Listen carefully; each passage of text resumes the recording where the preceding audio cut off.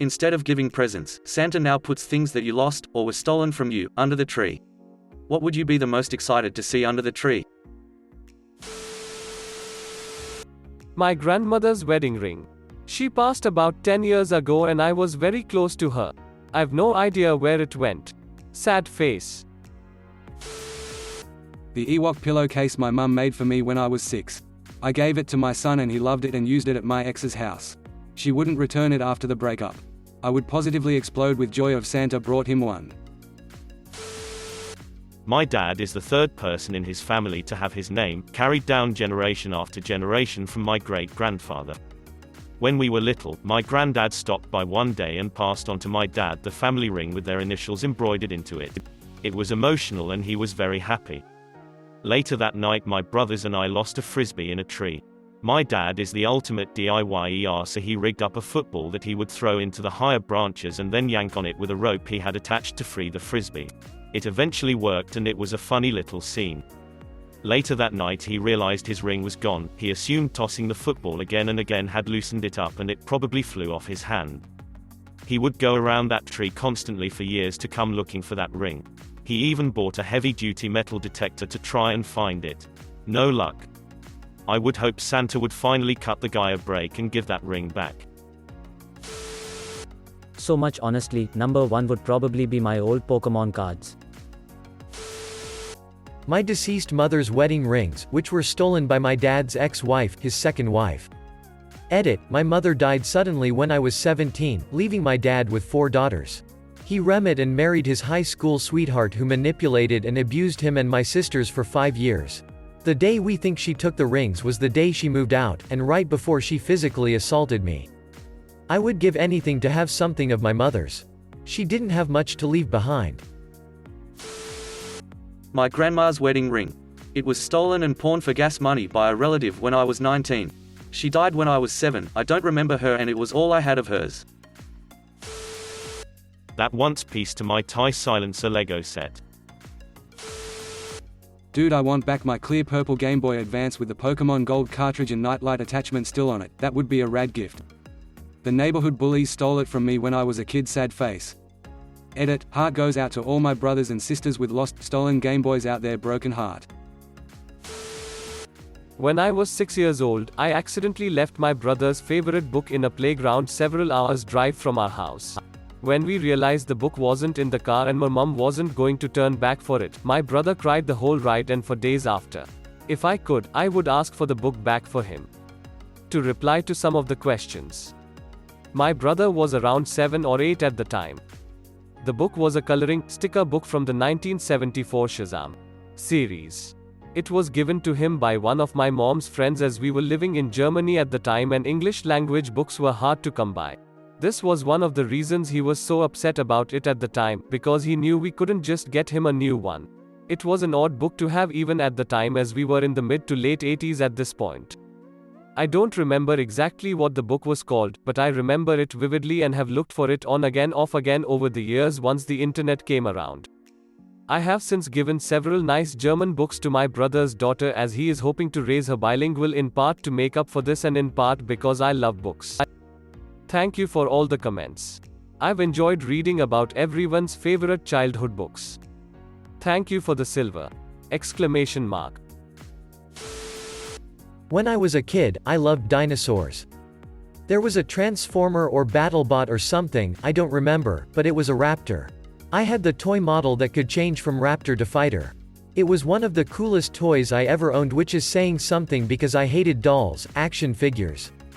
I'm pretty sure it landed in a ditch somewhere out in the country, by my aunt and uncle's farm. But the ditch grass is so tall and thick it's impossible to see where it landed and we weren't gonna scour the grass for it. I was a sad boy for life that day. Edit, Beast Wars! Exclamation mark. My ability to produce insulin. The Tiffany necklace that was my finisher's medal for the one and only marathon I will ever run. My class ring.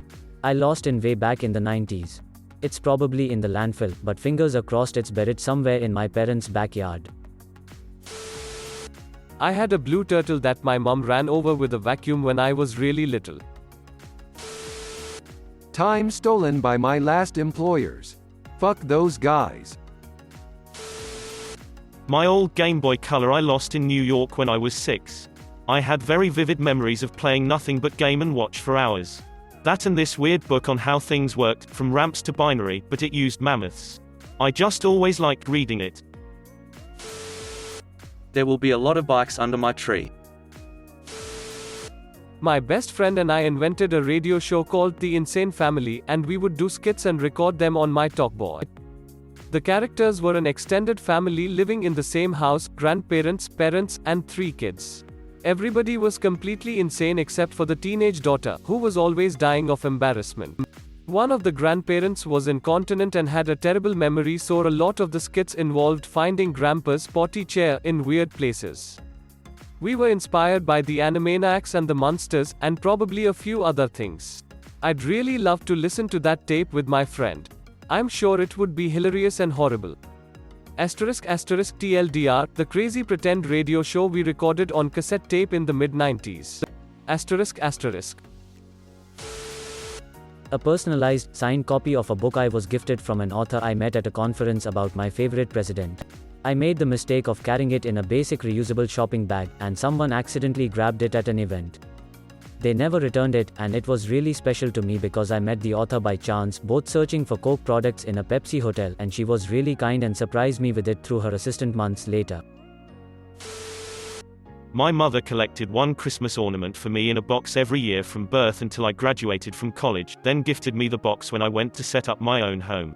4 years later, my then boyfriend mistakenly took the box to Goodwill. I always get a little sad every year at this time, even 10 years later. Back when I was about 10 years old, I had a book of brain teasers that I absolutely loved. While I'm sure I could find all of the same riddles online nowadays, at the time, that tiny compendium was like something akin to Tome of Magic for me. I loved befuddling my friends with the scenarios between the pages, which led me, one fateful Friday morning, to bring the book to school with me. Now, on the day in question, each student in the class was going to briefly present a shoebox diorama that they'd made. I don't recall what the theme of mine was, but I do remember storing my codex of conundrums inside of it, allegedly for safekeeping.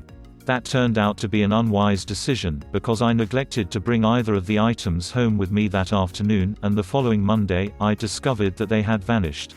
The operating theory was that the janitor had mistaken my diorama for a piece of garbage. Fortunately, my grade didn't reflect that assessment. Here's the thing, though, although I was annoyed about my assignment having been thrown away, I had completely forgotten that I'd hidden my collection of riddles inside it. That detail didn't occur to me until a few days later, as I was folding socks to be put away. The sudden realization hit me hard enough that I actually froze in place for a moment, and the knowledge that my beloved book was gone indelibly burned itself into my psyche. To this day, I can't fold socks without remembering that book. The good news is that I still remember the riddles, like this one. Greater than ***, there is a truck driver going down a one-way street the wrong way. ***, greater than ***, a policeman sees the truck driver, but does not stop him or give him a ticket. ***, greater than ***, why not? ***, greater than. ***, Santa is bringing a small book and freedom from sock folding PTSD. ***. My childhood teddy bear. My dad used to work at a stuffed animal factory, and it was a reject because the paws didn't turn out right. I took that thing everywhere. He even had stitches in his neck from a teddy bear repair center that was set up by a local hospital.